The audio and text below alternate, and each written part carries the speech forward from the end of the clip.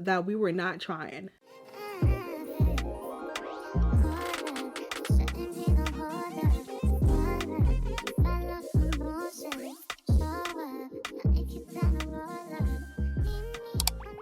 Hey girl, welcome back to my channel. If you are new here, my name is Jasmine, and as you can tell by the title, today I'm doing a PCOS update Q&A, get ready with me style video. I'm going to be answering your questions that you left on my post that I made. Also, I am going to be answering questions that I get on my original PCOS video that I filmed about 2 years ago at this point. Yeah, it's like literally exactly 2 years ago, I think. Right now I'm using the Anastasia brow freeze on my brows to just hold them in place, and I really love this product. It's amazing. So yeah, let us go to the first question, and the first one I got from TE. Maybe I shouldn't read the names because I might butcher some. I don't know. But she says, how did you find out you had PCOS?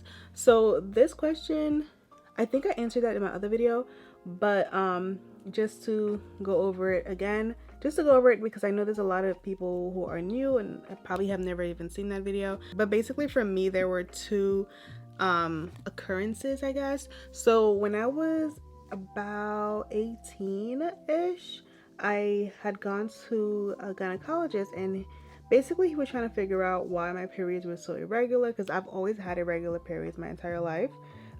They would come like, I don't know, once every like 3 months, once a year, like whenever they felt like it. And they would be like short. Like I would have a period for like 3 days or 4 days. It was never a regular cycle, you know? So he was trying to figure out why that was going on. And he was like, well, you probably have this thing called PCOS. And that's when I first heard about it.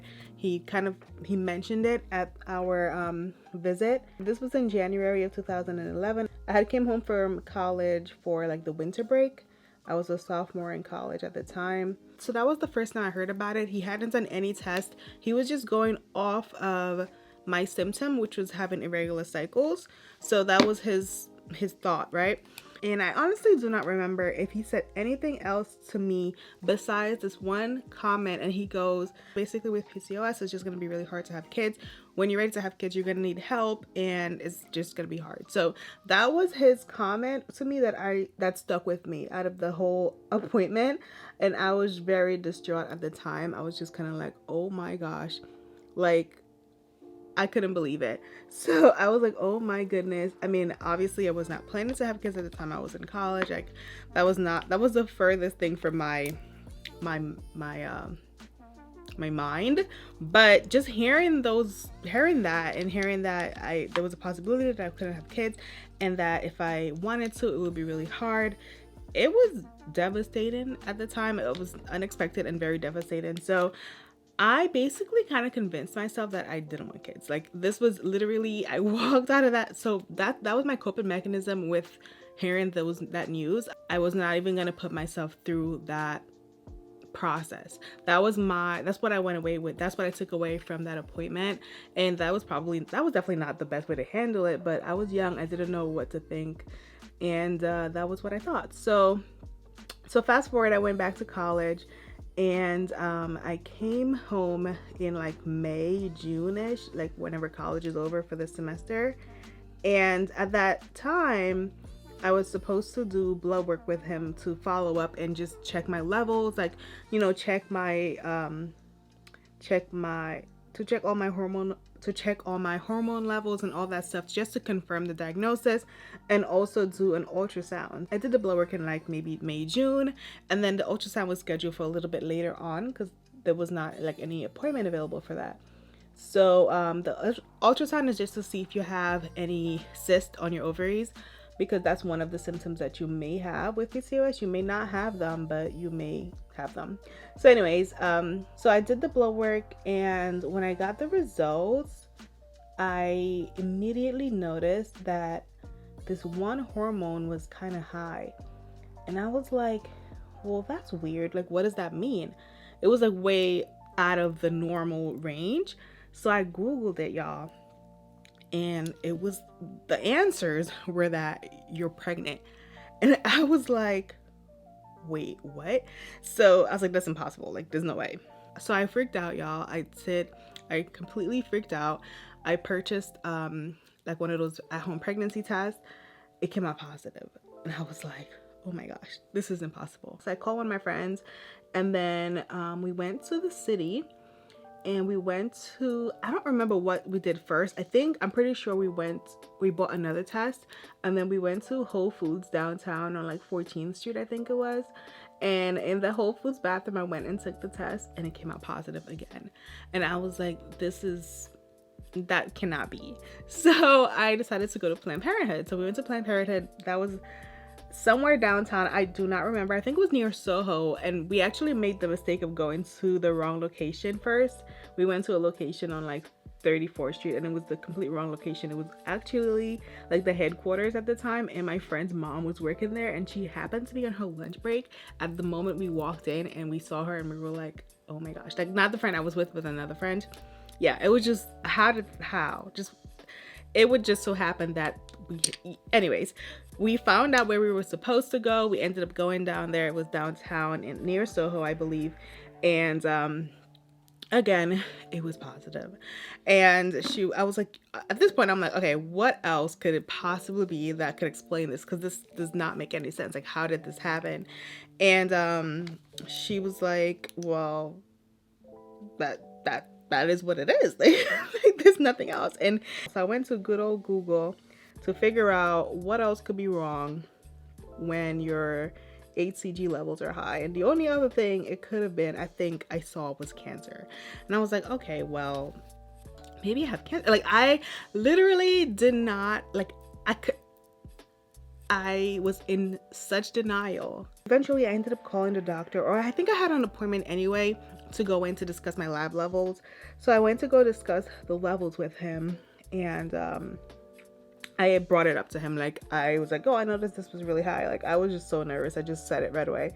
And I don't think he even had noticed it, because he was not looking for that, right? So that was not the first thing he was looking for. So he was like, oh my gosh, you're pregnant. We did a pregnancy test. I was definitely pregnant. And he was like, how did you do this, kid? Like, this is like a miracle. And I'm like, I don't know. Like, you tell me. Like, how did this happen? Anyways, so that was my first. So once that happened, I honestly kind of forgot about the PCOS thing. He never really brought it up again. I think because we got pregnant, and that seemed to be his biggest concern with it. So I think that happened, and he kind of just was, nothing came up of it. So I just used a Kevin & Kwan concealer, by the way, under my eyes, just to, do a first layer of concealer. Fast forward 2 years later, I had my daughter. Again, it just happened. It just kind of happened after having my son, and after having my son, for a brief moment, my periods were actually regular for the first time in my life. Like, I was getting a period every single month right after I had stopped breastfeeding. So this happened for like maybe I don't know. I don't remember how long it lasted. I want to say it lasted up until I got pregnant with my daughter. But since my periods were regular, I was kind of keeping track. But I thought I was keeping track, but clearly I wasn't, because I ended up getting pregnant again. Yeah, fast forward to 2 years ago. It became increasingly difficult for me to lose weight, and it started to really bother me. And I'm like, you know what? Something is probably not right. Like, why is this so hard? My cravings were out of control. So I came across PCOS again, and I was like, oh my gosh, like, I totally forgot about this thing. Let me ask my doctor to do some tests and to see, like, if maybe I do have this thing. So we did the test, and then we found out I had it. I had cysts. I had the whole package, y'all. I had all of the symptoms, everything. So that's how it was officially confirmed. But like I said, it was first explored years and years ago, just never really followed up with it. That was a long answer, but I felt like I had to give you guys the whole story.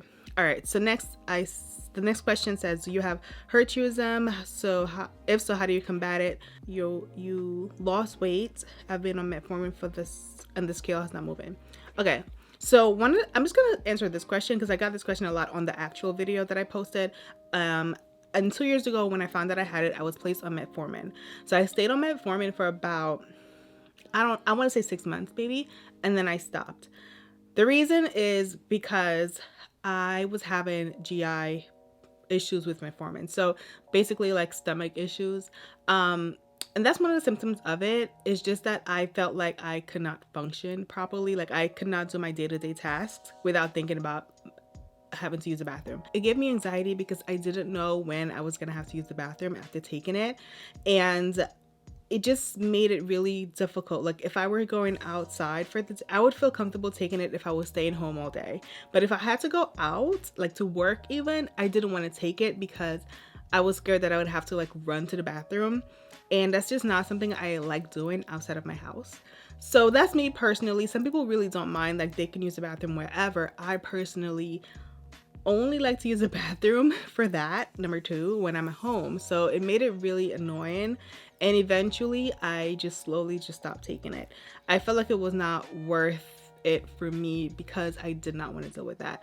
And I didn't like the stomach aches and just the nausea it was causing, because I would do this thing where I would take it over the weekend because I was home more, and then when I would go to work during the week I wouldn't really take it as much, or I would take it like when I got home.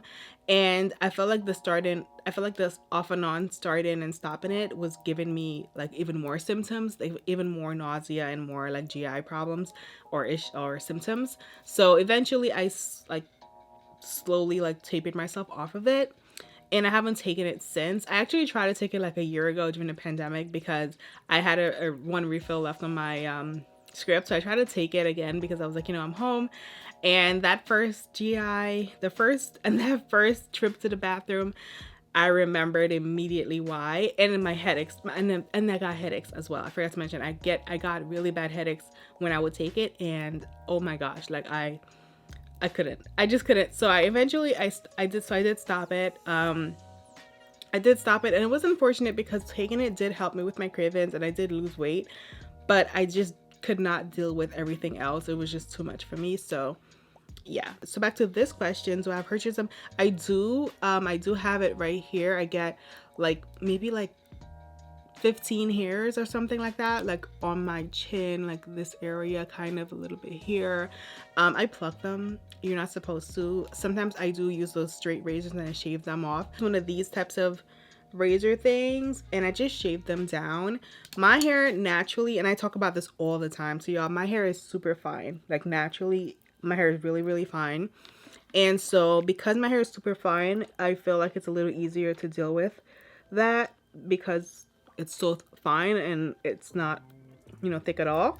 I guess that's a blessing when it comes to the hirsutism because it's so fine that it doesn't bother me as much. And if you're not sure what hirsutism is, basically excess hair growth in like a male pattern kind of. So like you'll get hair like on your chin.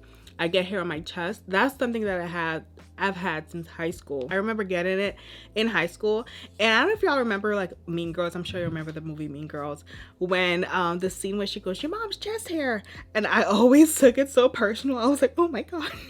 I always took it so personal because I was like, oh my gosh, like geez. So yeah, anyways, yeah, I've had that since high school, but like I said, I just literally use a razor and just shave it right off. Eventually I do want to get lazier, and I've been saying this forever, but I just haven't started the process. It's just something that I think it's more of a commitment than just whipping one of these out, so that's probably why I haven't started it. But eventually I will. If I lived really close to a good laser place, I probably would have done it years ago, but I don't know any places nearby that are really good, so we are working on that still. And then the scale not moving with metformin. So with the metformin, I can't really ask you this because you're not in front of me, but the difference I noticed first was that it was controlling my appetite. So I would say or ask, like, do you feel like it's helping with your appetite? And if it is, that's kind of what is going to trigger the weight loss, not so much the actual metformin like making you lose weight, more so you don't really eat as much, or you don't feel like you need to eat as much. So that's what for me was helping me lose weight with the metformin, the control of my appetite. Feel free to DM me on Instagram if you want to ask any more about that question. So next it says, excuse my ignorance, I'm into your channel. Did you find your changing of products help with your PCOS? Any of your products help with your PCOS? So okay, I'm not sure which products, maybe makeup or skincare. I'm not sure. Makeup wise, I use a lot of mattifying products because one of the things with PCOS is you will have oily skin. So I tend to go with more matte products. And so yeah, I tend to go with more mattifying products and things that are not gonna make me look greasy, because I will get greasy on my own. Are you still taking metformin? Has it caused any weight loss? So I answered that question already. I stopped, and it did cause weight loss while I was taking it, but it's through me having my appetite controlled. What kind of workouts are you doing to help? So right now I'm doing my Peloton, which is basically cycling. I love it. It's definitely something I would recommend if you have PCOS. Definitely try something like cycling. You don't have to do like really hard competitive cycling, but cycling is really good, and also mixing it with some weight training is really good as well. And it really helps me mentally, not just like with weight, but really just mentally, and feeling better, and just being in a better mood, because PCOS does affect your moods. So just putting myself in a better mood and kind of controlling the hormones that are being released throughout the day does really help me stay out of that like funk that it causes. Like I really hate that, and that's one of the things that I discovered since filming that last video. I've had months upon months where I've been in this like funk, and I didn't know that it was because of PCOS. I realized that probably in the past year, like that was what was causing it.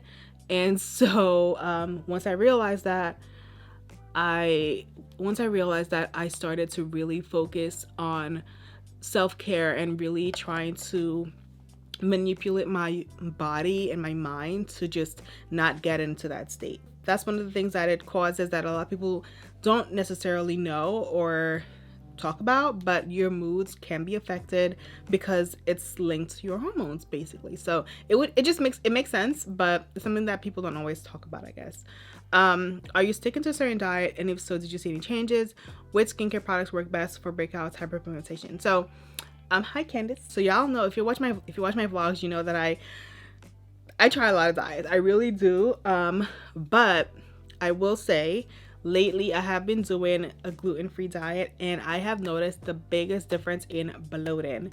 My bloating and inflammation has significantly decreased, which is really cool, because one of the things with controlling PCOS is inflammation, and I was always bloated, so which is inflammation basically. So going gluten-free has definitely helped. I've seen such a difference in my bloating. It's crazy, like wow. So gluten-free has made the biggest change for me. My whole life I have been bloated.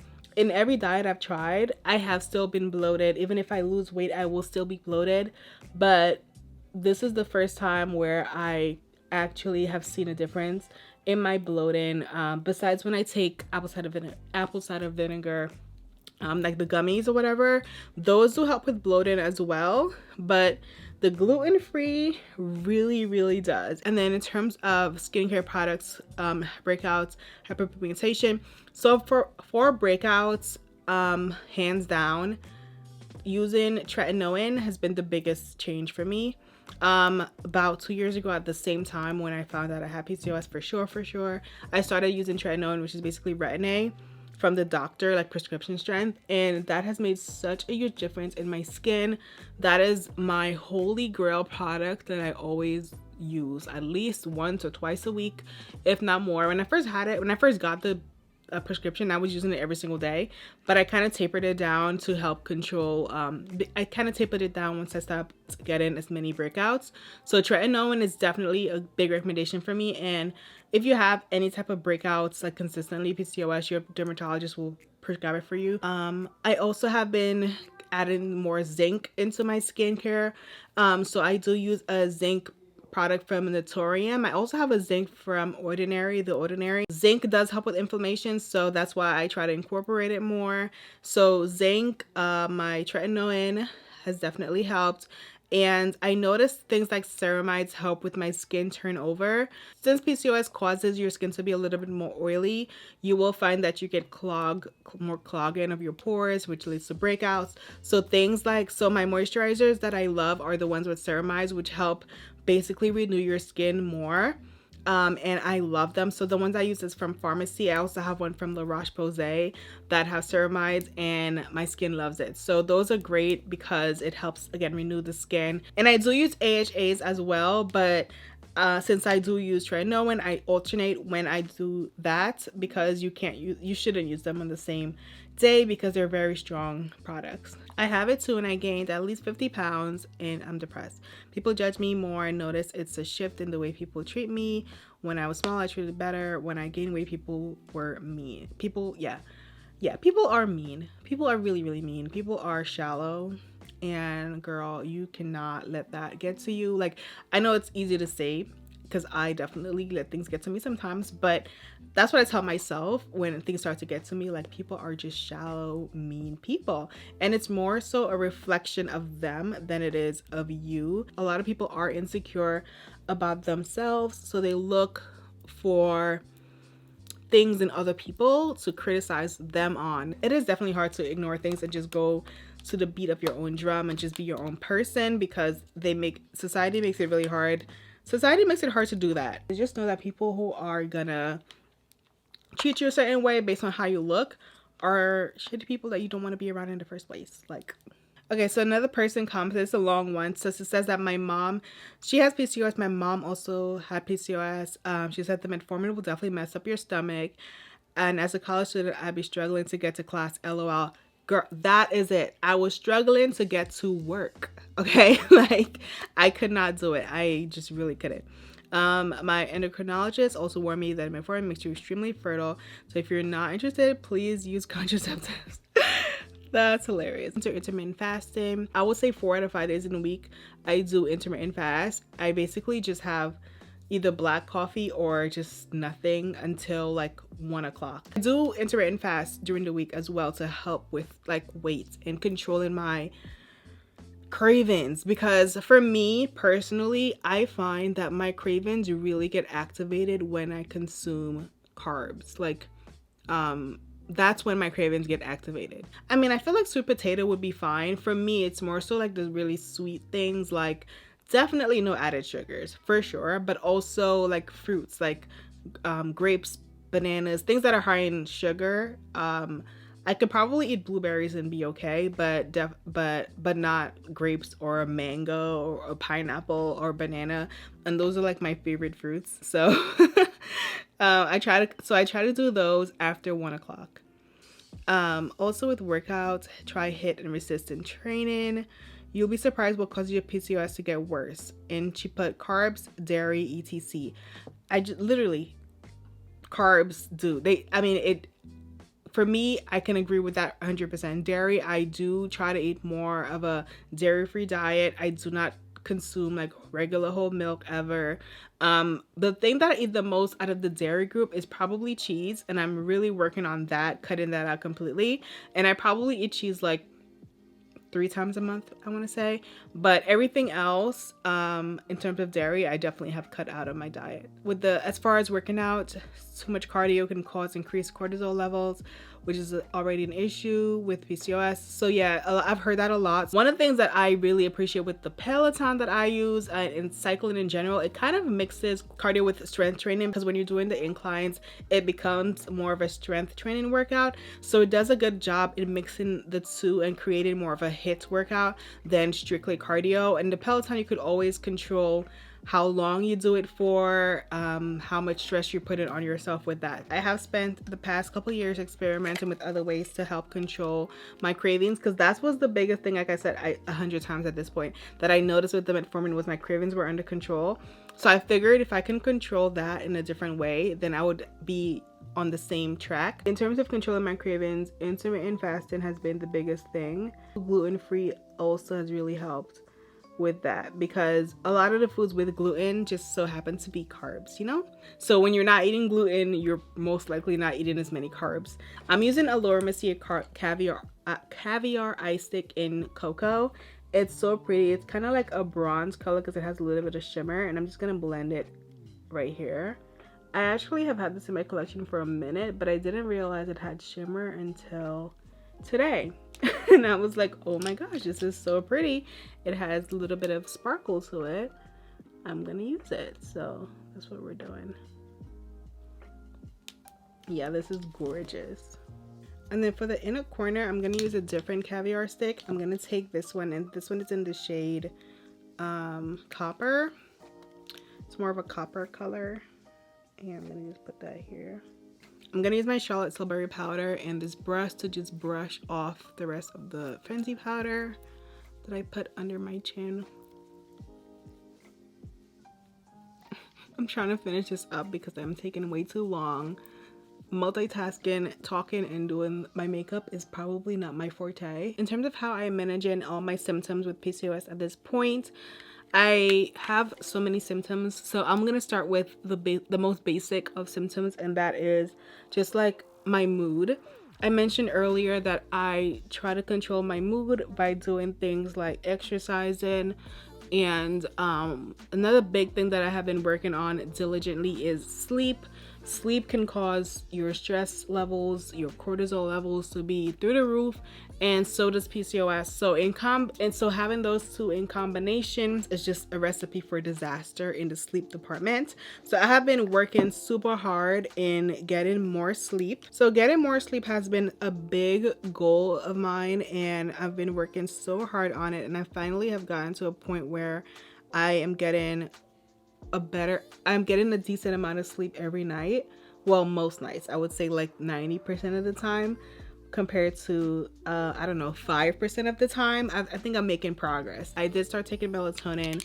I do have chamomile tea that I drink at times. I try to stay off my phone at least an hour before going to bed, except for using the Aura app. So Aura is like this app where you have meditation, you have sleep music, different things to help calm you and put you to sleep. So I do that on nights where it's a little bit more difficult to fall asleep. I do use that app. I have a couple more things on my list to get. I definitely want to pick up some red lights. I've heard those are really good to help put you more in that sleep mode as opposed to all the blue lights we get all day long. So I definitely want to get red light bulbs. I know it's like a little like, it's also a little, you know. So yeah, I want to get some red light bulbs, and I also need to get some sleep spray that I can spray in my room, like lavender. Maybe I need to get essential oil or something like that, like a lavender one. In the shower, I tend to use more lavender at nighttime. I have one from Dr. Bronner that I use. But yeah, and also like the aromatherapy from Bath & Body Works, the lavender kind, for nighttime, so that way I can feel more sleepy and just put me in that mood, that mind frame. And making those changes has helped me fall asleep in like minutes, you know, like 15 minutes and I'm knocked out. And it's made such a big difference, so I'm really happy about it. I'm using MAC's Kind of Sexy lipstick, and then I use MAC's Cork lip liner, and then I'm gonna use this gloss from Tower 28, and it's called Oat. So I'm gonna use that. Their glosses are amazing, by the way. I'm gonna wear these lashes today, so I'm gonna just throw these on. Yeah, so one of the things I also noticed since being diagnosed was that it is so much more common than I knew. I have met a lot of people since being diagnosed that actually have PCOS, that people that I knew, I just didn't know they had it. A lot of the people that I meet tend to have a lot of similar symptoms, but then some people have completely different symptoms. Like I met people who have irregular cycles that last like 40 days versus my regular ones last in 3 days. There are people who don't have cysts, and then the people who have cysts. So it's like a lot of different things that people go through. Some people go through and then others don't. One of the things I hear the most is your mood being affected. And I think that because there's a combination of things going on, it does affect your moods, because of all the hormones and all the changes that are not regular. And then just the fact that you're going through this thing is also going to affect your mood. So it's kind of like two things at one coming at you where, you know, you can't catch a break. So yeah, I've definitely heard from most people that I talk to, their mood being affected from it. So that's interesting, and that's something that I didn't know was going on for me for a while. I just knew that I was always like tired, or I would just go through these phases where I would just be unable to do anything. I'm just so exhausted, you know, like I would experience that quite often for years, and it does happen still. I mean, obviously it's not going to completely go away because I still have PCOS, but since I actively practice ways to help my mood, it has definitely decreased a lot. I always find that it's harder to get out of the funk, so I try to actively practice these self-care things so that way I'm never, or not never, but the chance of me getting there is slimmer than, you know, yeah. I think you get what I'm saying. Self-care is different for everyone, so try to find your best method of self-care. It could be journaling, it could be taking a walk, it could be literally anything that you find joy in that's gonna help bring out those endorphins and make you feel happy. Not things that are gonna make you feel good for 2 seconds though, and then you're like even worse off. Like, I'm not telling y'all to do nothing crazy. I'm talking about positive things that are gonna positively impact your life. Ooh, these lashes look good. What y'all think about these lashes? Because I think they look so good. If you guys have any other questions, DM me on Instagram so I can answer right away. And I will definitely be including more in my weekly vlogs, like here and there. I'll mention things that I see being asked a lot. I did try to answer the biggest, most popular questions. If I missed your question, you can DM me on Instagram. If you want a response, you can DM me on Instagram, or you can leave a comment under this video. Questions that I was not able to kind of answer were about pregnancy, and it's honestly because I don't know how it happened. It just happened, okay? If I knew, I would definitely have told you.